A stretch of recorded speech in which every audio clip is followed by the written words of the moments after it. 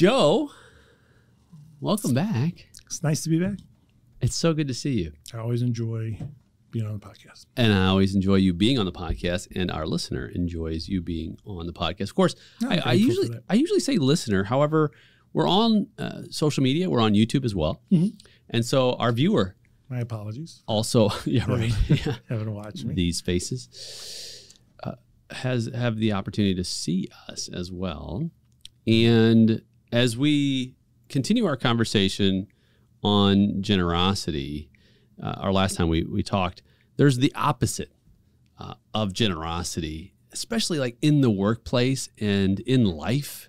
Those in the world who someone listening is going to be like, yes, I know someone like that. I have experience. I've worked for someone like that. I might have someone in my immediate family or life like someone like that. We're talking about the person who's toxic. And it's a tough conversation because you think you don't ever want to call someone toxic, but there's toxicity in behavior. There's toxicity in choices, and there's toxicity in outcomes. And you're a guy who likes statistics and data.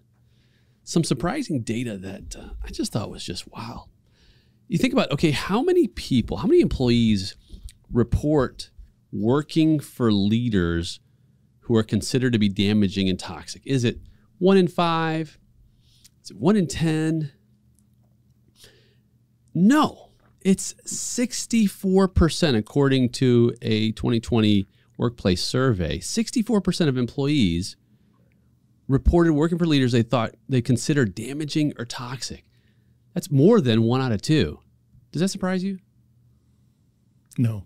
Because I see it a lot. You see it a lot. And the word damaging, like think about that, like how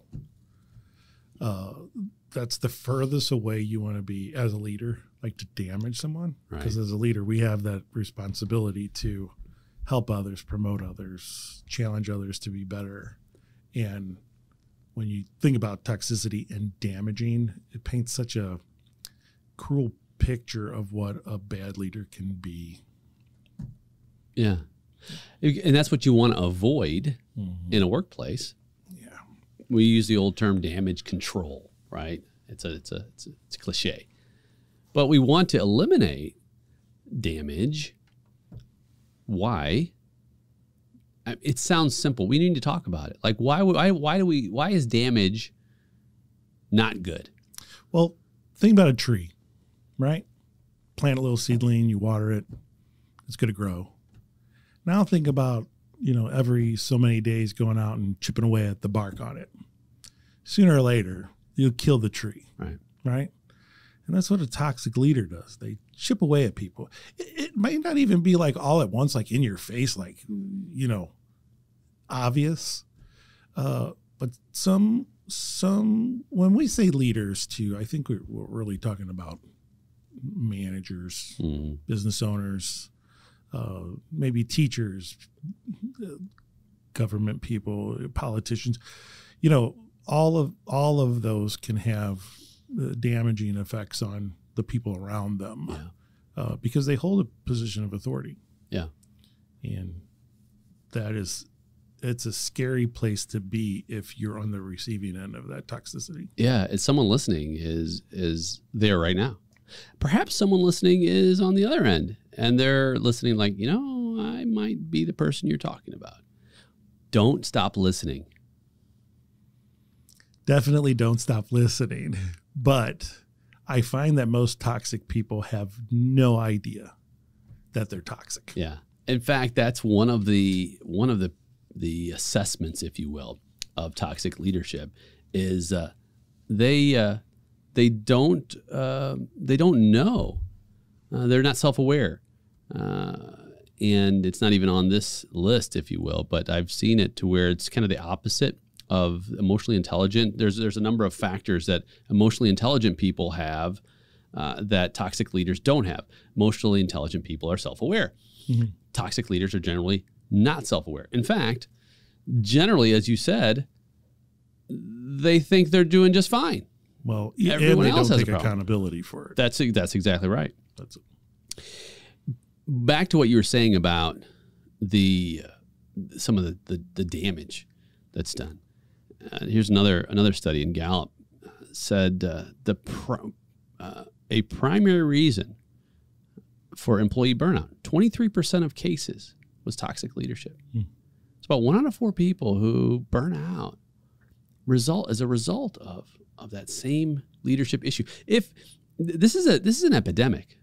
I mean, when you're looking at the scale of it, if you can identify and say a minimum of 1 out of 2 leaders, whether or not they fit the bill all the way around, it's irrelevant because that's the perception. The perception is this person damages or is destructive to my ability to work harmoniously in a healthy environment that's safe.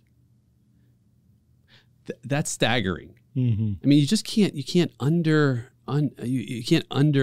explain this. You have to take this so seriously, how critical it is in the workplace. That means that likely half the time you go to work for somebody, you're going to work for someone who you consider is toxic. Yeah. And as we kind of change through generations, each generation kind of picks up something and, it becomes their cause or calling card or whatever.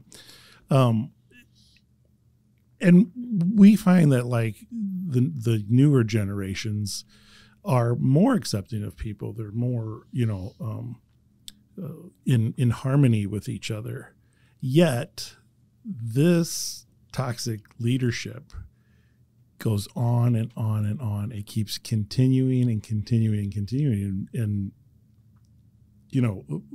with people woke and alert, why do you think it continues to plague companies the way it does? Yeah, it's a brilliant question. I think there's a lot of reasons to dig into. I think starting that conversation, we should start it with asking the question: have you ever worked in a company where there was toxic leadership? Can you recall any of your along the journey? Right, we've been around the block a few times. Mm-hmm.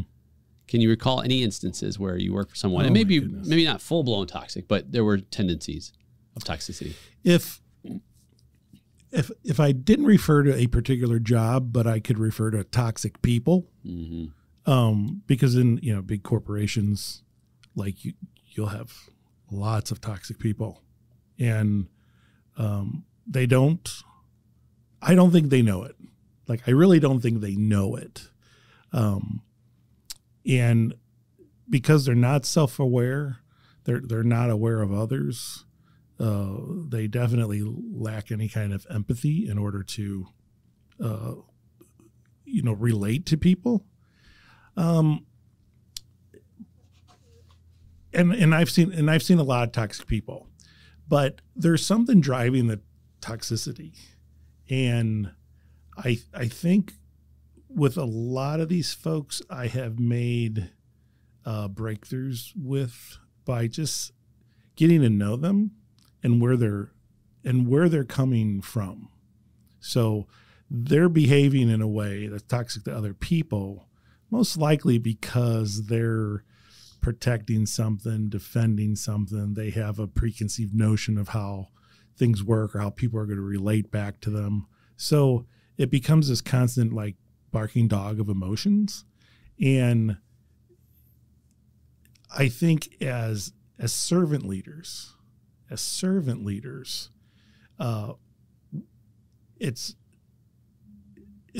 us that should be serving even toxic people, because through that servitude, through understanding, through showing them empathy, I think sometimes you can really whittle away at what causes the behavior, and people will reveal that stuff to you if you're emotionally mature and you have the capacity for like other people to complain or, tell you their problems. a lot of times you can kind of figure out what it is that's driving them to be toxic, and then hopefully give them ideas and practices or show them examples of how to be a good servant leader. And hopefully you can change it. Yeah. Yeah. I think like in a way you're talking about detox, right? Detox. Yeah, really. Right. Yeah. I mean, yeah, it's great. And so like, as you're speaking, another way we describe toxic leadership is cancerous. Mm-hmm. And some forms of cancer can be mitigated. They're minor, or perhaps skin cancer, if we're going to use some analogies. Some types of cancer are simply too invasive, and it's not you're not going to be able to get rid of it. You have to discern that. Now, it doesn't mean you don't have empathy. It just means that you have clarity on.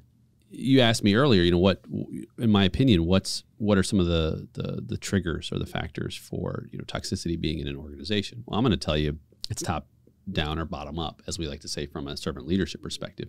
And oftentimes people think servant leadership is a weak form of leadership because you're supposed to just open arms with everyone and kumbaya, and let's just have a flower and meditate on the flower. That's not servant leadership at all. You can have flowers, but servant leadership is about boundaries.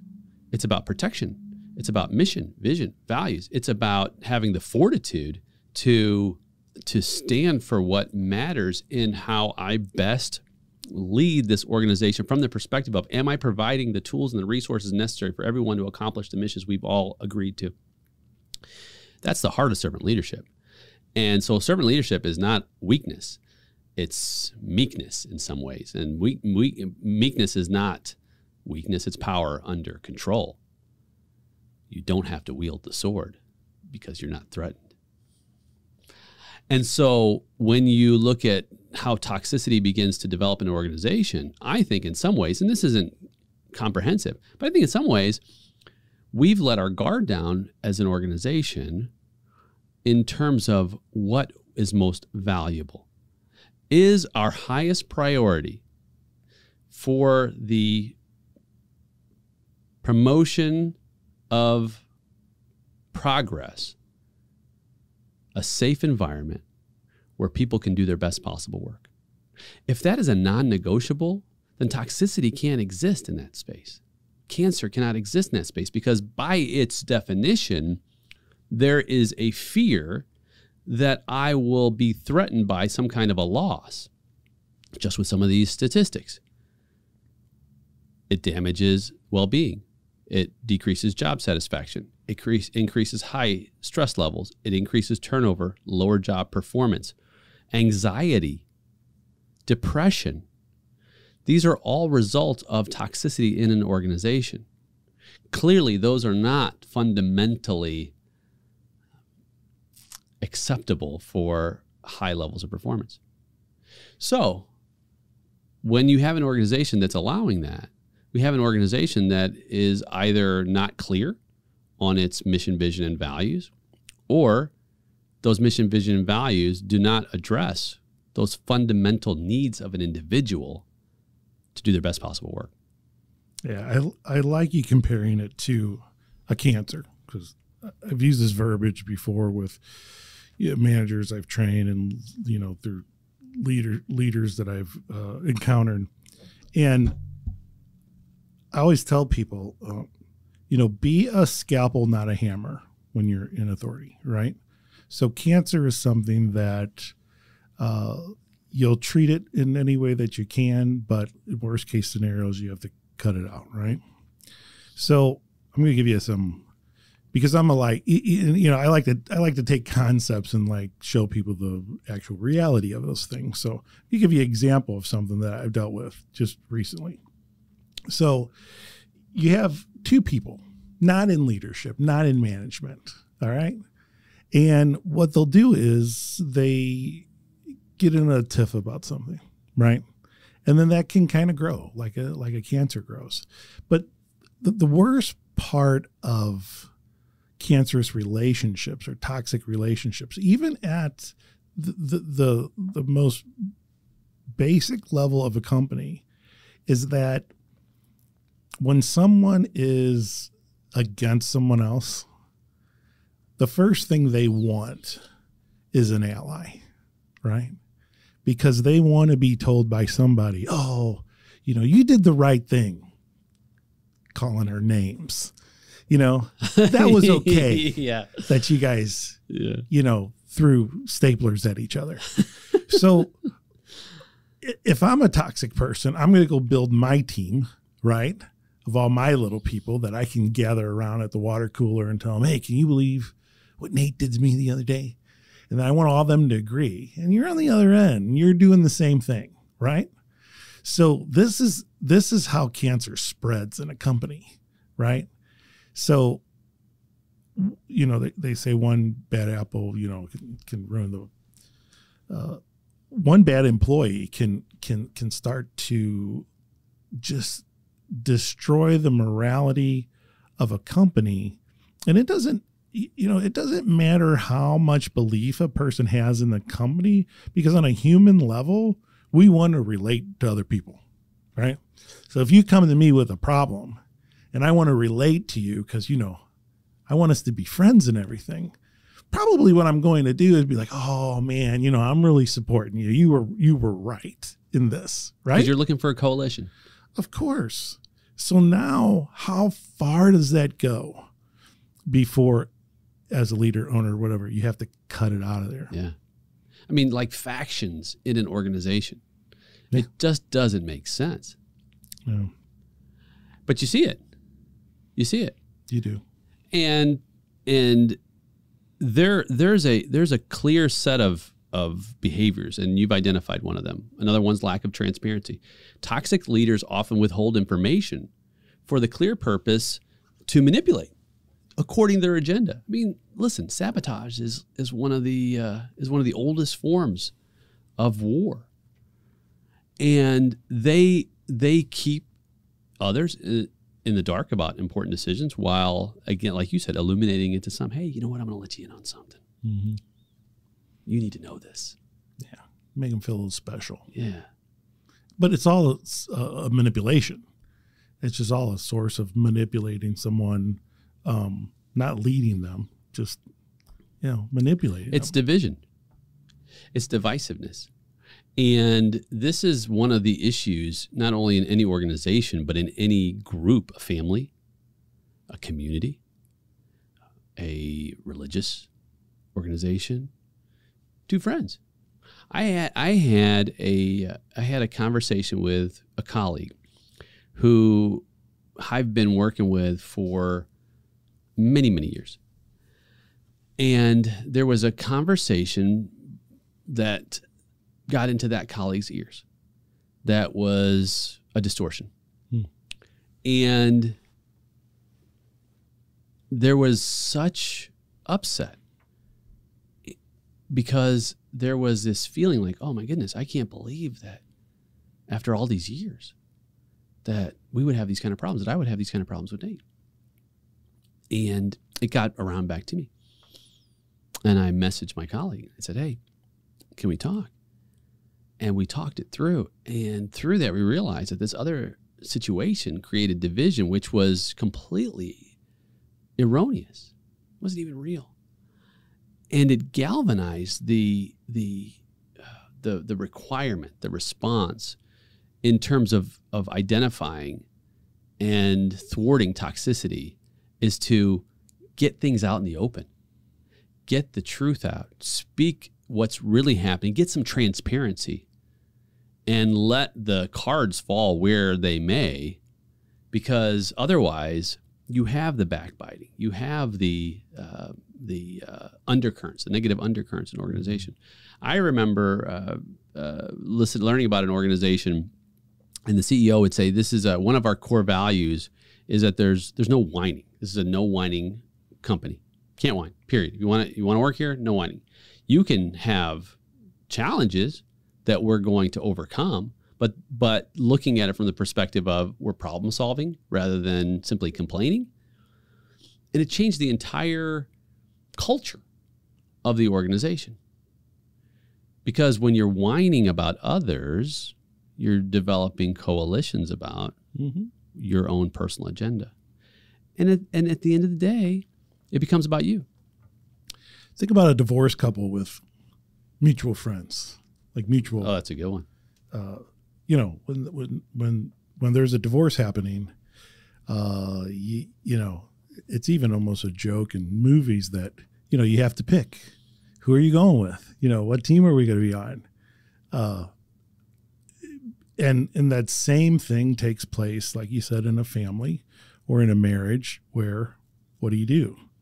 Well, you want to insulate yourself, you know, with the people around you, and you want to feel better about the choices you're making, because when I tell somebody, hey, Nate was really mean to me today, and they're like, oh, well, you know, he shouldn't be that way. He should know better than that. Well, now I'm getting that comfort and support, because maybe I'm just making the wrong decision in our friendship. Like maybe I'm not trying hard enough to fix it.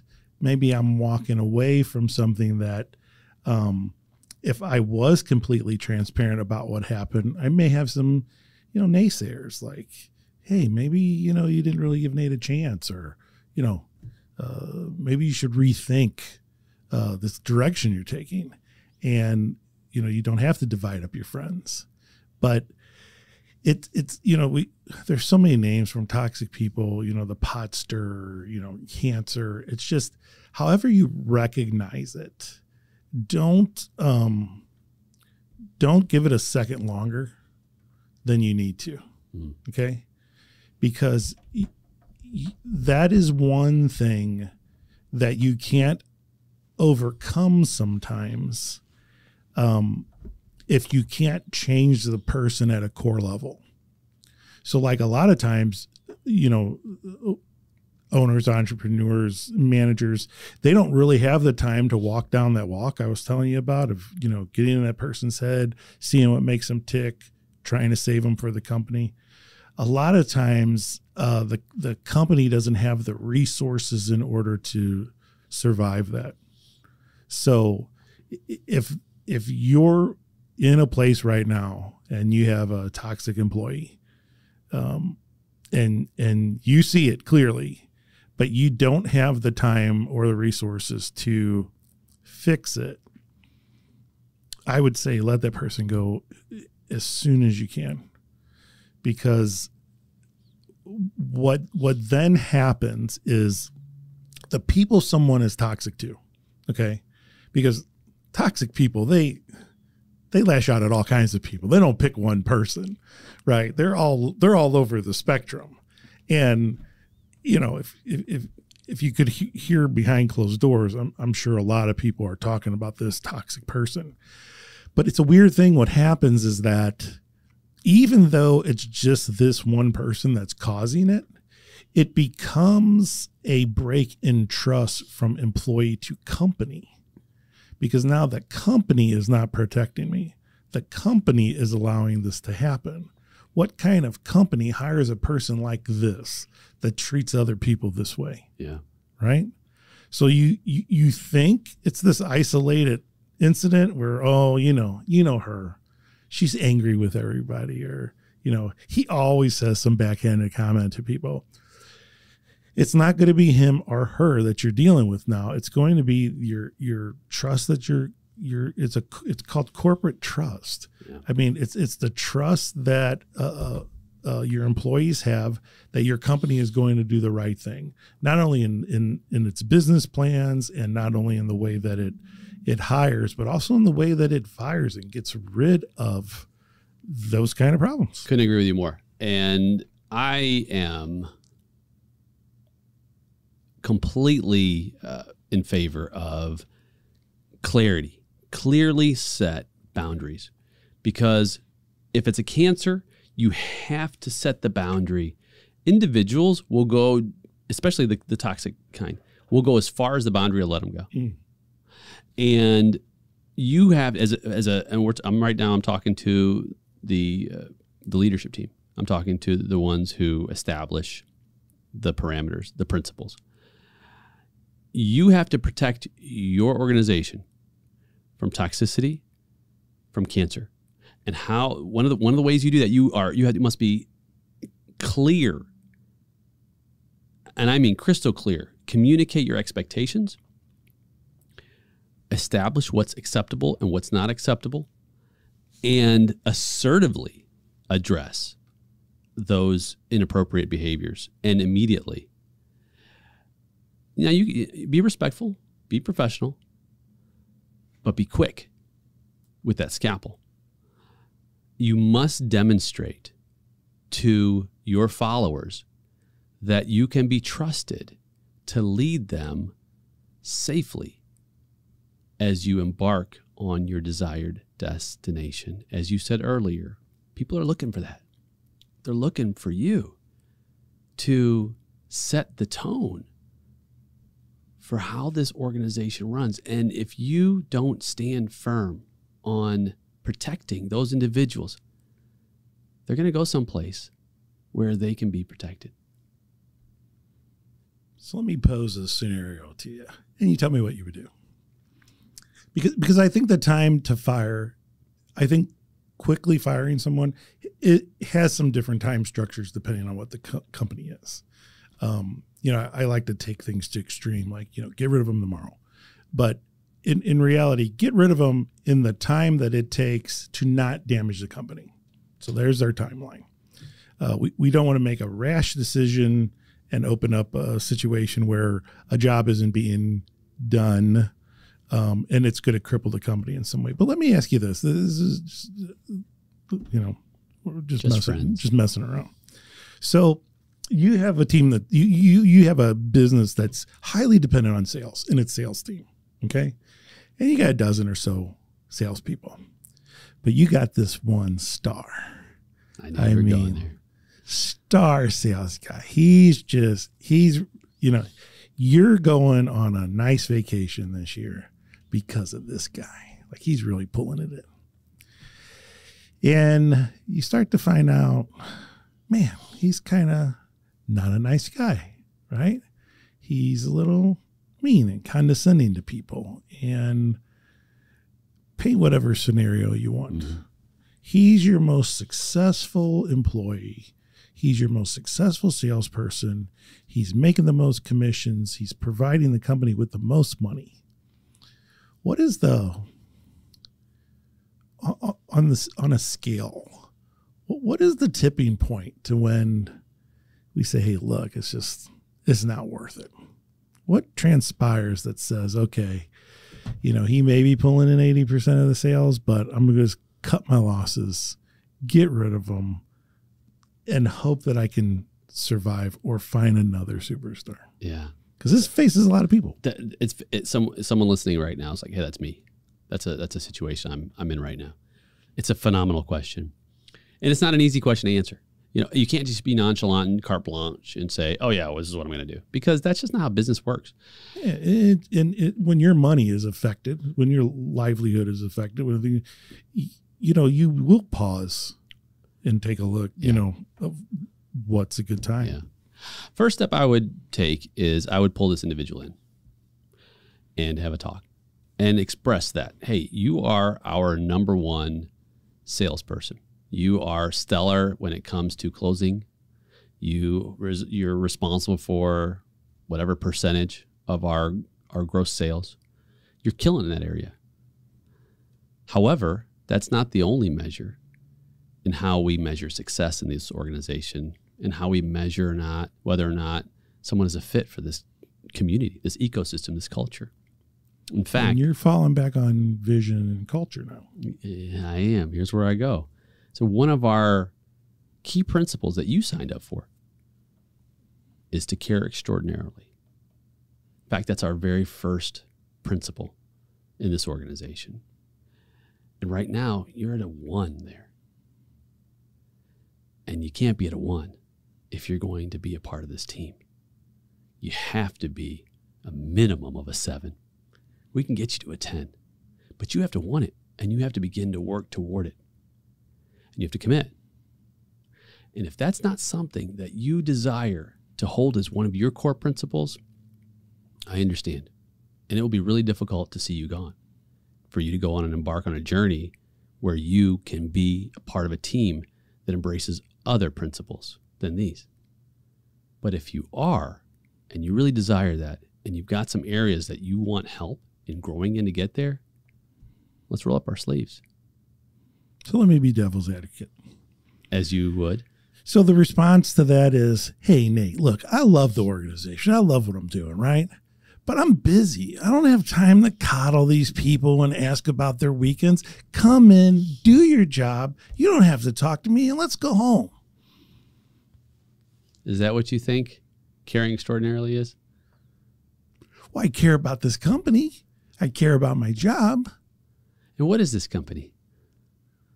Well, I don't know. You tell me. I thought this company was to make some money. This company is people. Not only internally, but externally. This company is a group of stakeholders. You're one of them. Our suppliers are one of them. Our clients are one of them. Our employees are one of them. Even the Internal Revenue Service is one of them.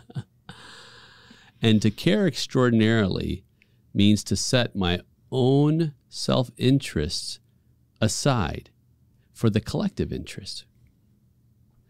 And that's going to be really tough for you because you're money motivated. Money is a byproduct. You'll make money, and you might even make more money if you put the care before the pocket. So anyone listening, that is the perfect way to respond to this type of person. Oh. So write that down, go back, replay it, because sooner or later you're going to run into this. Even someone who's mildly good at their job nowadays believes they're great at it, right? And occasionally you have to remind them that, hey, the toxicness that you have, and you can be passively toxic. I don't know if you've had employees like that before, but they don't say very much. They don't really interact with people. They're stealth. Yeah. But sometimes there's just enough of what they do to put off someone, or they have like a superior attitude towards people. So dealing with those people and wanting to keep them in the organization for their skills, like, we appreciate your skills. And the way you're out there selling tells me that you are a person who can develop skills. And being with your team and talking to those around you and being professional and courteous towards everybody, it's another skill. I know if you could learn to be as good of a salesperson you could learn to be a good cohort to others. So that is a problem I face in a lot of organizations that I go into. There's like some genius that they're petrified to get rid of because the place is going to fall apart. But you're hitting it right in the head, because what happens is you don't have to get rid of anyone. This role playing we just did, I wasn't terminating anyone. I wasn't giving anyone ultimatums. I was simply explaining what the criteria was for continued movement in this direction was. You make the decision. I mean, you're the one that signed up to work here. You saw what the principles and the values were. You agreed to uphold them. Now it's your decision. And when you talk about continued growth, right? Well, how are you going to grow me as a salesman? I'm killing it out there. I don't want to grow you as a salesman. I want to grow you as a leader of this company. I want you to be a leader to like the other salespeople. I want them to look up to you. I want them to respect you and admire you. I want them to love you, right? And they can't do that when you wall them out, or you're condescending to them, or you think your time is more valuable than their time, because we're all here for the same thing. Yeah. So let's see what kind of sales leader you can be, and not just a salesperson. Yeah. And some people will see it and they'll make the turn and the pivot. Yes. And some people won't. but you did the right thing by trying to set a boundary in which it can be fixed.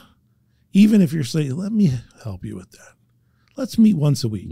Instead of going over your sales numbers, because you're killing it, let's go over some things you can do to position yourself as more of a leader here. And let's see where that grows you as a human, as a salesperson, as an employee, as a future business owner yourself. You never know what you'll accomplish. And it's so funny. I was just speaking with someone today about a situation where I had an employee who was constantly late. Now, I'm pretty lenient on being late, but this particular organization, you could not be late for a lot of compliance reasons. Okay. And the girl that was in the situation, she was a single mother, and she always had some reason. So no matter what time you set her at, she was always a half hour after it. Right.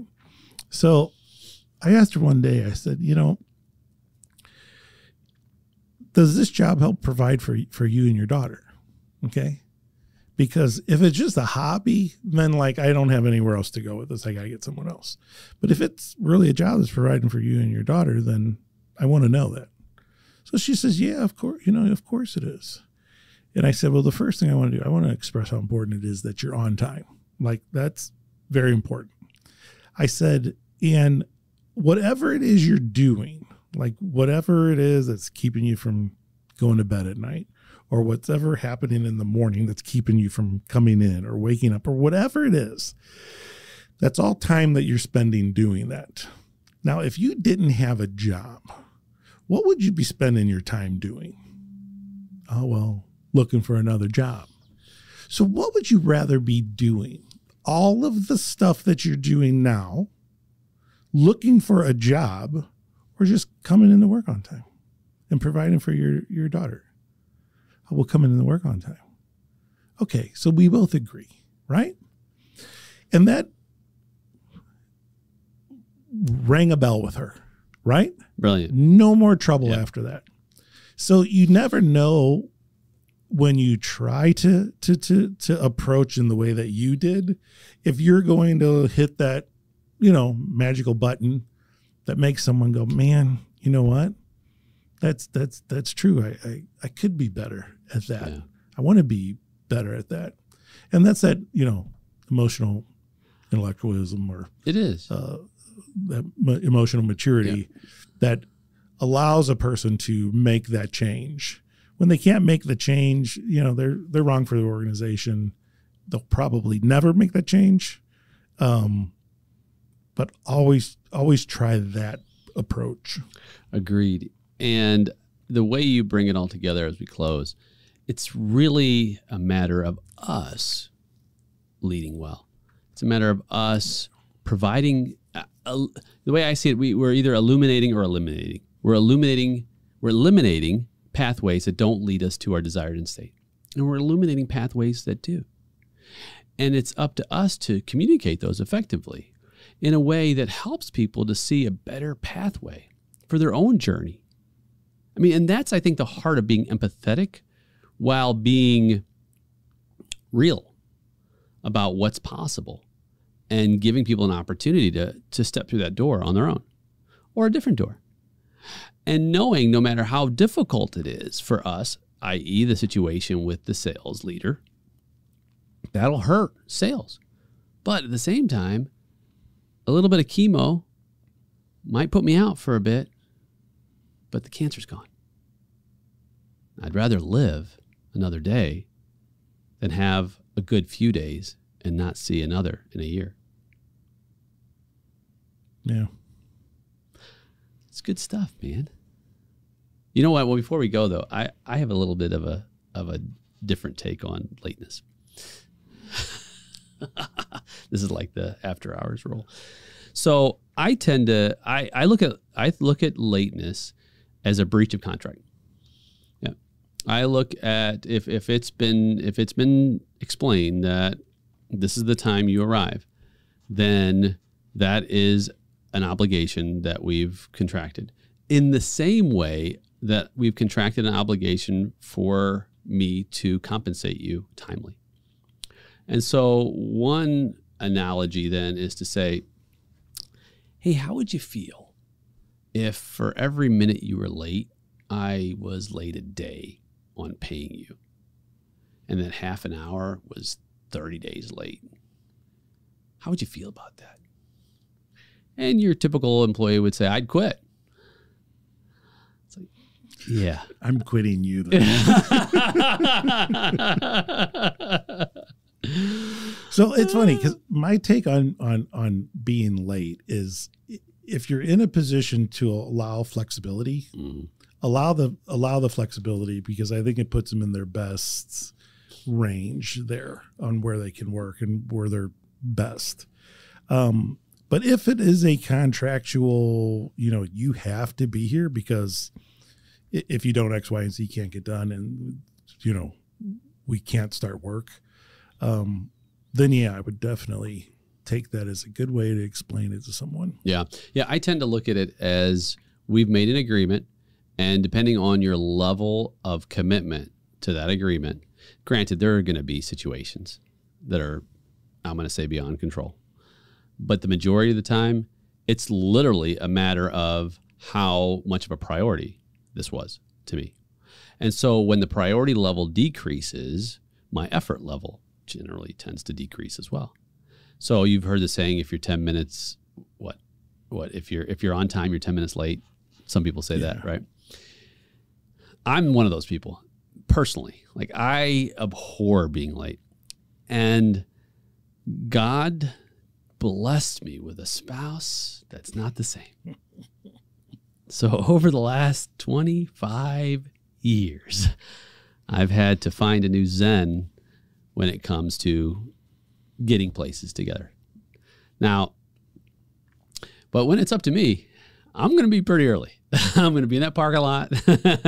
I'm going to plan for my car to die. Or this morning when I was getting ready to come into work, I drove my son's car, and it was parked outside, and the battery was a little weak last time I drove it.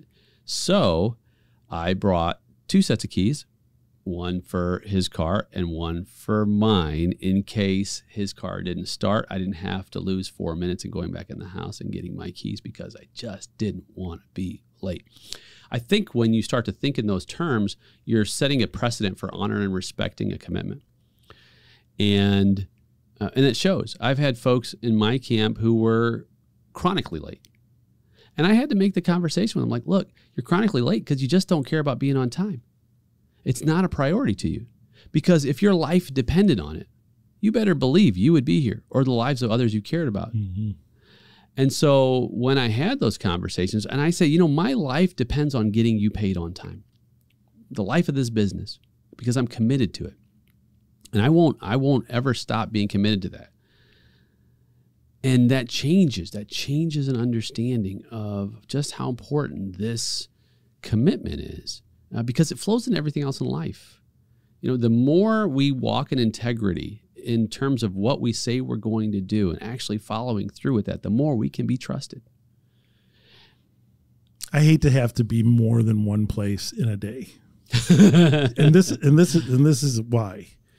Because in my particular business, you're constantly asked questions, right? You're constantly being asked to break things down. And just like this podcast got off onto this is what often happens when I'm in a company. Like, it will go a different direction and it eats up time. And if I can't give them like all of it, like if I can't finish the whole thought or make sure everyone in the room understands, I'm going to be late to the next appointment. It's going to happen. So I always try to pick one company a day. Yeah. Be there. Even if I have like a doctor's appointment in the morning, I'll put a good 2-3 hours between my next appointment, because when you're consulting people, it's so easy to run off and it goes over, and they want your time there. It is. Yeah. So. And I think that's where it's up to us to give ourselves some grace in our margins. Yeah. Oh yeah. Yeah. Right? I made that mistake for years. And I actually started doing that. You'll see that when we have appointments, especially when they're virtual appointments, they start at the 5 minutes after the hour. And people are like, why is our appointment at 4:05? It's always 05. And you'll know Nate's appointments are always, why? Because there's margin there. Because especially with virtual appointments now, if someone's in your office and say you're running long an appointment, they're in the other room, they know you're there. But it's like an eternity when you're waiting for someone to open a Zoom room. Mm-hmm. And it's like, wow, it's 4:01. It's 4:01 and 30 seconds. It's 4:03. Oh my goodness, they're not going to show up. And you're trying to wrap a conversation up, like you said, right? Mm-hmm. And you're like, well, I've got this other appointment and it's 3 minutes ago. I need to, and you want to be cordial and polite. So I just started giving myself grace and margin. It's like, hey, look, and even, but now I found that works because now that it'll be 4:04 and just going on 4:05 and that conversation will be over. Boom, click end that, click start that. And guess what? I am right on time. And so I think it's also incumbent on us, and we've totally transitioned. I don't even know. This is bonus. This is bonus. Yeah, this is bonus. Yeah. You could have stopped at 33 minutes, but now you're going all the way to 45 and 46 minutes. This is like the end credits. After the end credits, yeah, this is the behind the scenes chit chat we have afterwards. I think it's important. I think it's important to give yourself some margin in that, and then demonstrate it with your people. I agree, and the same respect that I forward someone by talking to them later and then showing up late into an appointment, I'll probably repay that respect to that company. Mm-hmm. But I really don't like to disappoint people, and I made my schedule way too tight at some point because I didn't want to disappoint people, and I wound up disappointing everybody every day. So, yeah, grace is the key. Yeah, and that's to bring it full circle.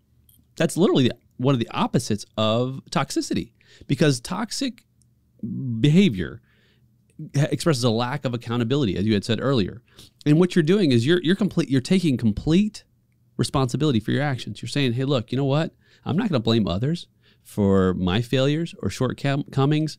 I'm not going to deflect any criticism. I'm not going to I'm not going to deflect mistakes. I'm going to apologize and say, look, you know what? I had a very tight schedule and I spent a little more time than I expected to with my last set of clients. I really needed to make sure that I got them taken care of and over with. And now you're up. So what anyone listening didn't realize is we did this on purpose so that we could come back around to toxicity. Bonus. Always good having you, brother. Good to be here, man. I love being here.